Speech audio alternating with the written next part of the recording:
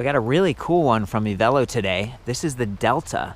It's their hardtail plus size mountain bike that uses a continuously variable transmission from NuVinci. It's the N380. I've never seen something like this on a mountain bike before, and I think it's telling that it has rear rack bosses. There's even a setup for if you wanted to do fenders. I saw one of these bikes back in the shop. It does come in 2 sizes. We're looking at the smaller size here, so they say like, you know, it's kind of a 17 or 19. I've done the measurements, the specs, so you can, for both, so you can get an idea of like difference in standover height and reach.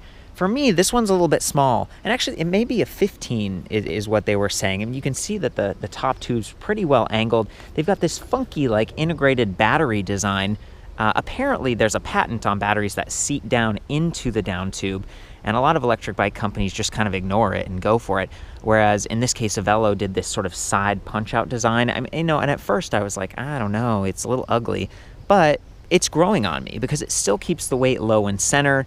The battery blends in really well with this like gloss black and blue. They have another color as well that's matte black that I hear is just awesome looking, but they don't have one of those right now. So, you know, coming back to the way this bike's set up, it is using a mid-drive. That also keeps weight low and centered, and it empowers the bike and the motor to climb better. This thing is a tremendous climber. The motor is weighted at 750 watt nominal, 960 watt peak. They say 120 Newton meters. It's kind of crazy. I mean, you know, companies make claims like how powerful it is or whatever, but this motor is very capable. It's the BBS02 from Bafang, and it's built into this unique alloy plated bottom bracket setup. You know, a lot of times the BBS02 is just sort of bolted on and it's hanging out front. This one's tipped up. They've just done a spectacular job, I think, for a bike like this. There are these 2 different SKUs on it, okay? So we're looking at the premium right now. It's got the RockShox Reba air fork. It's got a compression clicker with lockout. And I've got my friend Alex from the company over there, you know, and he's a bigger guy. So, you know, you're riding along. If you have bobbing, like you're pedaling and the bike's kind of squishing out, it's nice to be able to lock that out. Or if you're trying to get the maximum efficiency, using this as a commuter to get to work or something. So this one, the Reba, a little bit nicer. It's got the rebound adjust and everything. This also has the hydraulic disc brakes, RockShox Ariga E-Comp. They do have motor inhibitors, very important, because this also has a trigger throttle, which is unique. There aren't too many electric bikes with mid-drives that have a trigger throttle. And it works from like the whole range of speeds. Evelo has some other bikes called the Galaxy, and it sort of starts at 6 miles per hour when the throttle will activate. This one you can kind of just go, and it works really well. One thing that I don't love about it is that the motor, it's purely cadence sensing on this. So even if I'm not pushing real hard, it just kicks in. And depending on the level of assist that I'm in, that could be a little too much. You know, I'm on level 5 right now, and if I just even start turning the cranks, it's like, and it takes right off. Same thing with the throttle. The throttle actually overrides. So it's a very powerful, it's very capable in those ways, but it's not as smooth and dynamic as some motors. Definitely Bosch is the winner in that category. They measure your wheel speed, pedal cadence, pedal torque 1,000 times per second. It's a smooth ramp. This is only cadence, and I think that's one area that maybe they'll improve upon in the future, but it's something that sets it back for, you know, really rigorous terrain where you're like right on the edge of something. You need quick responsiveness. This doesn't give that to you, unfortunately. But you do have a really protected, really well sealed, continuously variable transmission versus a derailleur hanging off the side. What that means is this chain is tight. So even though they have a clear plastic slap guard, it's not going to be bouncing all around. It's going to stay tight. It's not going to drop. You've got plastic chainring protector up here so your pants might slough over it. Kind of a neat blend here. Again, just having those rear rack bosses. They even squeeze bottle cage bosses on here, and it would fit a traditional bottle holster. So I just think stuff like that is neat, and I start to think to myself, like, how would I ride this? And I would probably lower the PSI on these Schwalbe knobby neck tires. It's got a pretty impressive range, 15 to 35 PSI. That's low, because there's just a huge volume of air and these big knobs. So as you're riding over terrain like this, it's a little bit softer. Instead of like sinking into it, you can just float right over it and go through a little creek. There's some sand down there. That's the kind of riding that these plus size tires were really designed for. And they tend to weigh a little bit more, and there's a little bit of drag, you know, as you're riding along on a path. you're not going to get as much efficiency. So they rate this like 20 to 40 miles, even though it has a really impressive battery pack. This is 48 volt, 11.6 amp hours. That's huge. It only weighs 6.4 pounds, so it's relatively lightweight. The bike itself, in large part because of that continuously variable transmission, it is heavier. It's like 57 pounds. That's on the heavy side, but you look at where the weight is positioned, and then you think about the benefits of this, just the internally geared sort of planetary, continuously variable transmission. I mean, you can shift this at any time. So if you're coming up to a hill and you have to stop halfway up, you can shift, and it happens immediately. So I love that. Everything else on this bike is pretty much, it's like mountain bike spec. You know, you got your stem here. It's a little bit longer, maybe more of a cross-country setup. And you've got a longer bar as well, so it gives you that big, steady steering versus twitchy and in close. Flat locking grips from Velo, and locking. It's nice that they didn't just toss on some rubber ones that are going to spin when you really bear down. And if you're someone who wants even more comfort, you can replace that FSA Gossamer seat post with a suspension post from like Thudbuster. Suntour has the NCX, and then there's Body Float as well, 31.6 millimeters. This post is about 350 millimeters long, and I've got it raised as high as I can on this frame. So again, this frame's on the small side for me. I like the Celi Royale saddle, relatively comfortable. They've got these VP pedals, metal with pins, just a bit more traction. You compare that to some of the other bikes, especially the folding bike, which just has plastic pedals. This is what you want. It does not come with a kickstand. I want to call that out.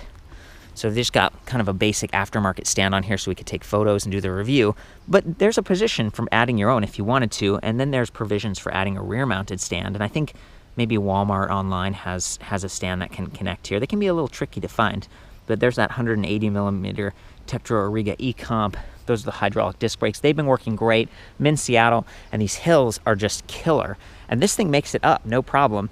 They say it's rated at 300-pound max weight. Could probably go a little bit higher than that, but you know, I don't want to put myself in any kind of legal position.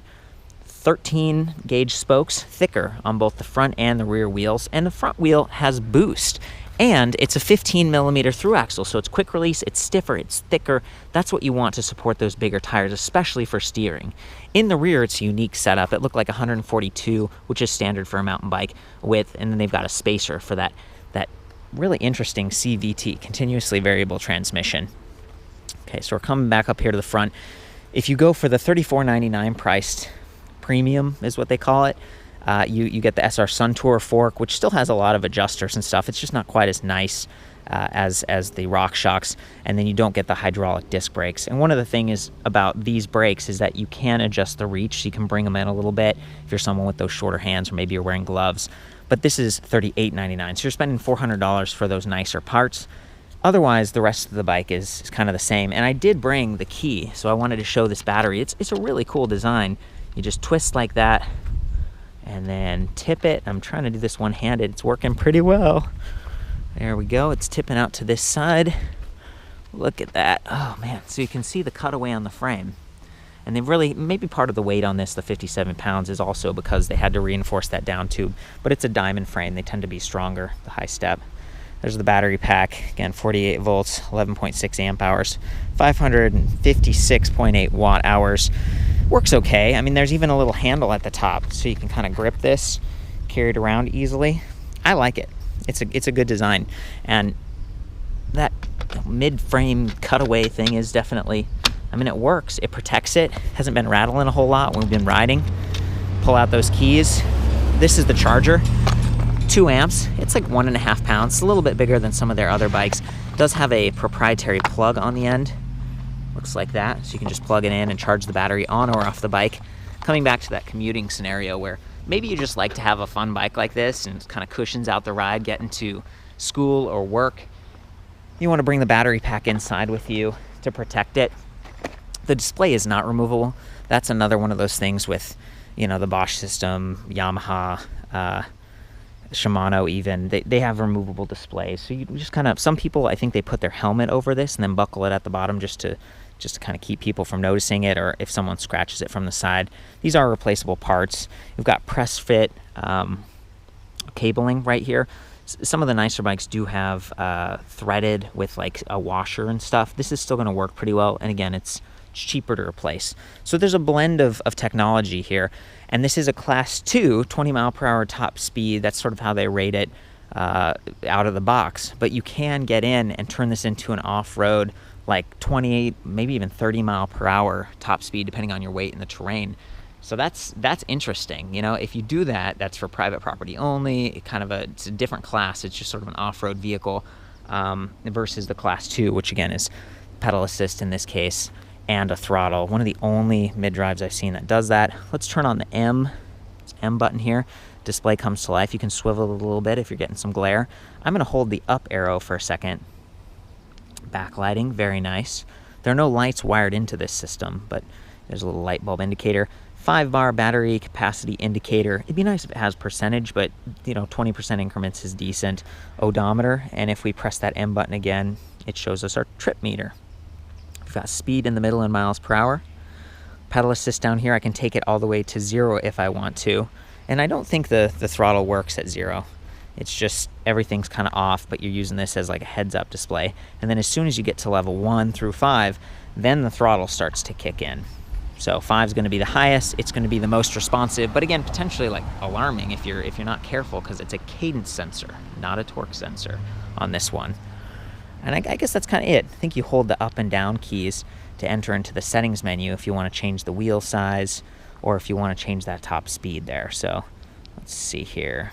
And you can change from 3 to 5 levels of assist, miles per hour to kilometers, all that other stuff. Okay, and there we are. We're back at the display. I think that's pretty good. We've had a good time looking at this thing and just really, I think, demonstrating what makes it unique. I love that you have some choice in the field right now. It's not just one bike or another, and I think this could really, it stands out in some ways. Okay, guys, I called Alex over, and I wanted to talk about some of those accessory packages you offer, because this could make kind of a fun commuter if someone wanted to. Yeah, no, I really think that, it definitely has that aggressive mountain bike look to it, but I think that if you put a much wider saddle, we do have a comfort package available that has a suspension C-post, gives you a couple inches of travel. We're also going to have back sweep style handlebars that are going to have a little bit of a curve to it, so you can have a very surprisingly upright, comfortable riding position. Yeah. Nice big wide saddle, wide saddle, and really take advantage of the power that the Delta has from a commuting standpoint as well. So it's not just a trail bike. It's definitely very nice on the road. And I think that those options are very nice if you're looking for something powerful and comfortable. And these guys have a really good warranty. Like, that's one of the things that stood out to me. They've been around, since when? 5 years. 5 years, yeah. It's been a while, and this is one of the cooler products in my mind. Like, they've really refined things in the past year and a half and brought in like a really custom frame here. It's something that's really balanced. It feels stiff, when I was shaking the bike or riding off-road a little bit.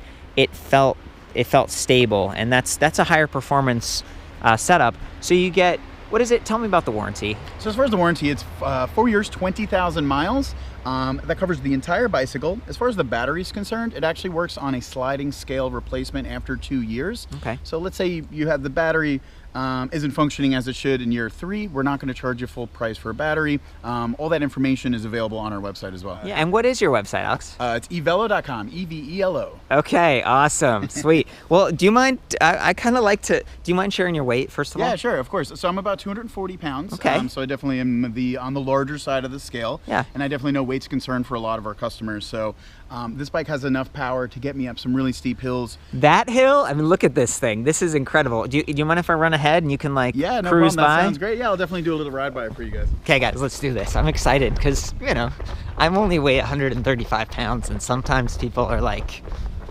I want to know if it climbs. So here we go. Go for it. Look at that. He's not even pedaling.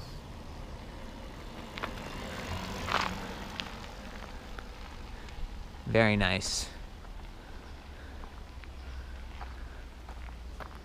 Here he is. This is from the other side. Nice. He's not having to get up. Climbing right up this. I mean, this would be extremely difficult on an unpowered electric bike. You'd be going super slow, sweating like crazy. Let's do a brake test. Very nice. Those hydraulic brakes. Yeah. Good stuff, man.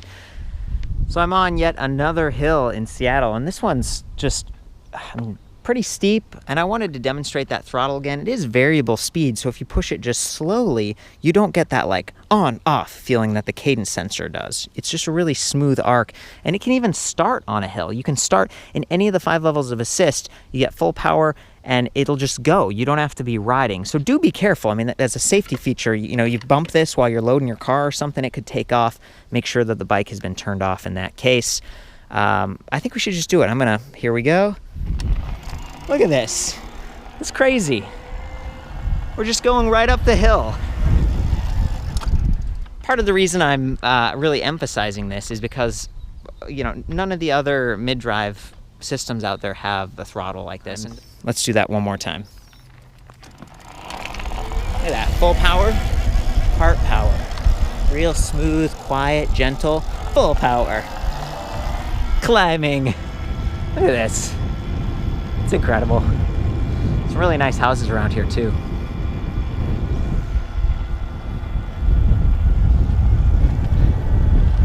Here we go.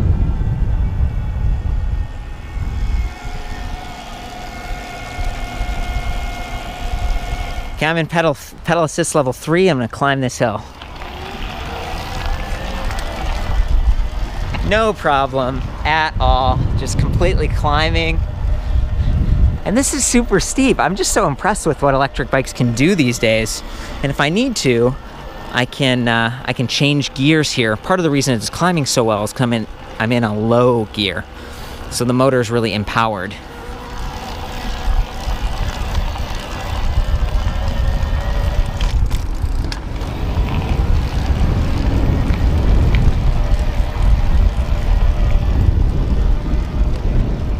Nice.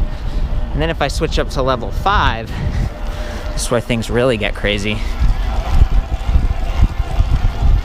And we're at like over 10 miles per hour climbing this thing.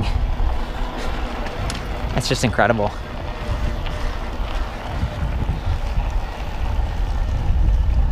Look at that. So yeah, if I had to say, I love that this is designed to work with accessories for the city.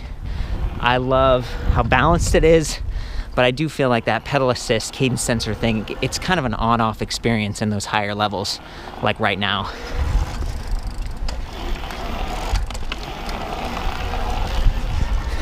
Just not quite as smooth or dynamic as a multi-sensor.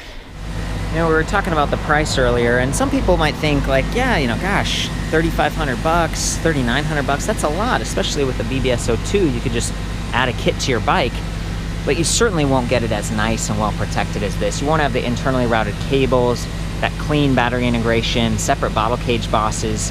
It's just, you know, the NuVinci.